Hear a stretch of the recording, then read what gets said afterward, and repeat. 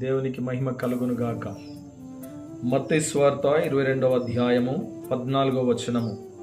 కాగా పిలువబడిన వారు అనేకులు, ఏర్పరచబడిన వారు కొందరే అని చెప్పెను. ప్రియులరా, దేవుడు ఈ లోకములో చాలా మందిని పిలిచాడు, ఏర్పరచుకున్నాడు. తన ఘనమైన మహిమగల పరిచర్య కొరకును, తన చిత్తము జరిగించుట కొరకు భూమి మీద చాలా మందిని పిలుచుకున్నాడు. అట్టి వారిలో కొంతమంది భక్తులను గురించి చెబుతాను, జ్ఞాపకం చేసుకోండి. నోవహును జల ప్రళయము నుండి రక్షించుట కొరకు ఓడ నిర్మాణం కొరకై పిలిచాడు. అదేవిధంగా మోషేను ఐగుప్తు దేశములో ఇశ్రాయేలీయులను బానిసత్వములో నుండి విడిపించుట కొరకు పిలిచాడు. తన ప్రత్యక్షపు గుడారములో యాజకత్వాన్ని జరిగించడానికి అహరోనును పిలిచాడు.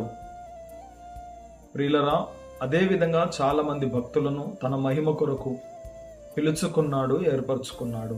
అలాగునని యేసుక్రీస్తు ప్రభుల వారిని కూడా సర్వమానవాళిని వారి పాప శాపముల నుండి, అతిక్రమముల నుండి, దోషముల నుండి విడిపించుట కొరకు యేసయ్యను తన మహిమ కొరకు పిలుచుకున్నాడు.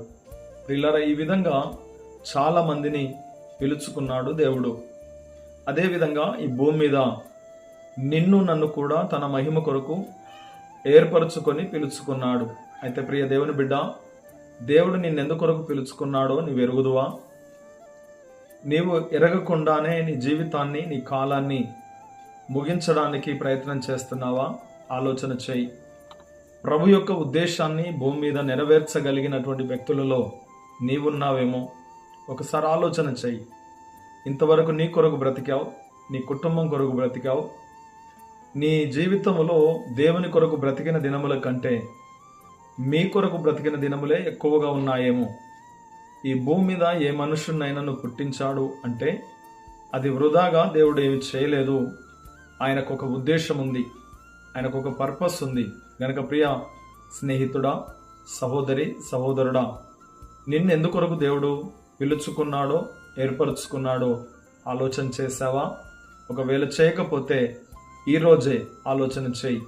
దేవుడే నీతో మాట్లాడుతున్నాడు. త్వరపడి, ప్రభువా, నీవు నన్ను ఎందుకొరకు పుట్టించావు, నన్ను ఎందుకొరకు ఏర్పరచుకున్నావు అని ఆయన ద్వారా, ఆయన దగ్గర విచారణ చేసి, ప్రార్థించి, తెలుసుకొని దేవుని యొక్క ఉద్దేశాన్ని జరిగించున్నట్లుగా నిన్ను నీవు అప్పగించుకో. దేవుడు అట్టి కృప నీకు అనుగ్రహించును గాక. ఆమేన్.